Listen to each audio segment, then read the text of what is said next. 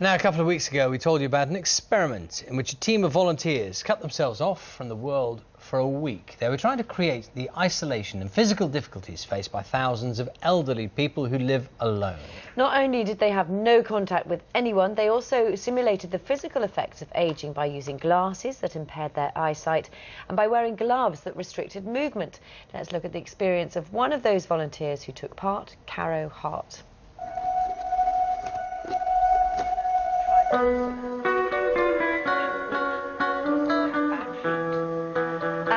First day was the gloves, which was very challenging, particularly getting dressed, trying to do general household things. My thumbs very quickly began to be tired. So here we are on day 2, and I have to say it's becoming much harder. Today the task is to use weights on my ankles, and I spent a couple of hours this morning with earplugs.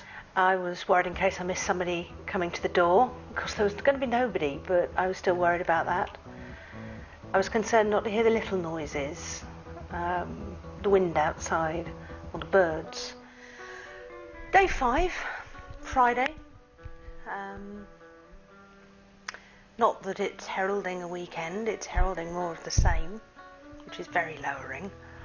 There's the sandwich I prepared while partially sighted and wearing arthritis gloves. I wouldn't want to eat that, would you? Hi, this is day 6, and I guess I'm finally starting to feel lonely.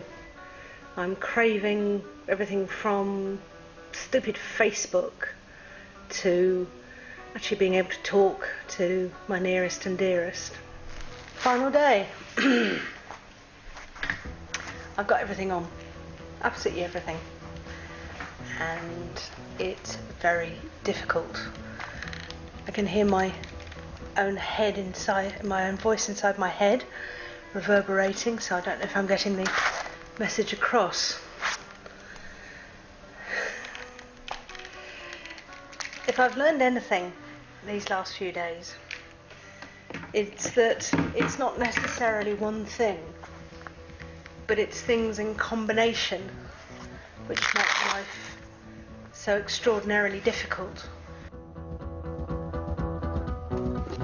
Yes, and Caro, who you saw taking the glove off there, Caro Hart is here, along with Richard Furs, who's the Chief Executive of Friends of the Elderly. Very good morning to both of you. Good morning, Caro, I've donned the glove, which has this kind of a peculiar sort of finger arrangement, which is obviously designed to make, you know, in a way make it awkward, but to... Now try picking up a pen. Yeah, so the pen's here. So you might have arthritis. This is the kind of sensation that you might have. Is that right? Yes, that's right. Loss And of sensation. it is hugely frustrating. There's no getting away from it. I mean, yeah. And one of the things is when you put that together with hearing and sight and all the rest of it, the cumulative effect of these things is amazing. Absolutely. Yeah. I mean, it's interesting watching you in that film as well, because you, and I don't mean this in a bad way, you do seem to get more low as the days went on. Is that how you were feeling? And what if that had stretched into weeks? You're absolutely right.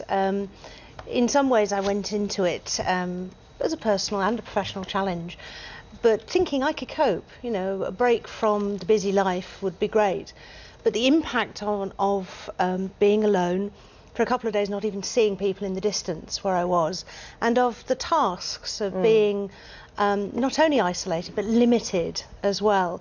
And yes, by the 5th and 6th days my mood was very low, and I really wanted to contact somebody. I was very good and I didn't. But I suppose in a way what you did know, Caro, was that this was coming to an end. I mean, I know it's an experiment, so you always knew that, and that is a crucial difference, isn't it? Because that is the life, you know, if you're in that situation for real, that is your life. I mean, there is no sentence, isn't it? it is. Yeah. And that's very different. That's a very different thought process. Yes, and we obviously can't therefore say that because you've done this week you can really understand, but I think there is some understanding, isn't there, that it's just incredibly difficult to think what would I do day by day by day if I didn't see anybody, because we're social animals after all. You know, we're people who need that kind of interaction. And when, I think one lady I was talking to recently said it was like a living hell being on her own. She was in her 80s now. But another said, well, I can cope with being on my own, but as soon as I started losing my hearing, I was treated totally differently, and that's what isolated me. So it's a different experience for different people. Can I just ask, Richard, about our culture here in relation to our older people? We're constantly told that other countries have a more embracing attitude to older people. I mean, do we have some kind of a problem? Is that getting worse in the way that we think of our older people, the way possibly the families think about older people? I think you wouldn't want to say that was the case for everybody, would you? Because there's lots of wonderful things going on, and a huge number of carers who are caring for their relatives. But I think we are losing a sense of neighbourhood and community. I think that's one of the things. And we're all out at work, we're busy. Do we know who's actually behind the doors around us just in our neighbourhoods? And therefore, it's a very lonely existence for people when they're not families roaming around the streets as perhaps they used to be. So you spent a whole week isolated, didn't you? What was it like? I know you called your daughter. What was that first phone call like when you were allowed to call her? It was wonderful. We were both talking at once, and so there was a complete release from where you've been. It really was. I mean, I tried singing along to a theme tune earlier in the day, and my voice croaked because I hadn't spoken aloud in a couple of days. So I was trying to talk, and she's trying to talk and to catch up on a whole week's news in 30 seconds. And that was wonderful. I was glad I had that because, as Richard said, for many older people, you don't have the weekend off. Sunday at midnight doesn't come. And I work for charity Independent Age, and we have volunteers who befriend older people. So action in the community, in a real local level, can help. But you have to realise that people still have those limitations.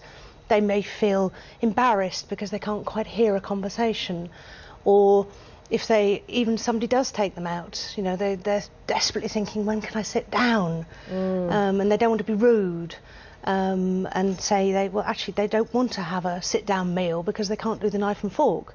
And so that is limiting in their own way. We'll leave it there. Thank you very much. It is intriguing, just that moment of kind of not having the same senses that you normally have. Thank you. Thank you. Time now is 8:47.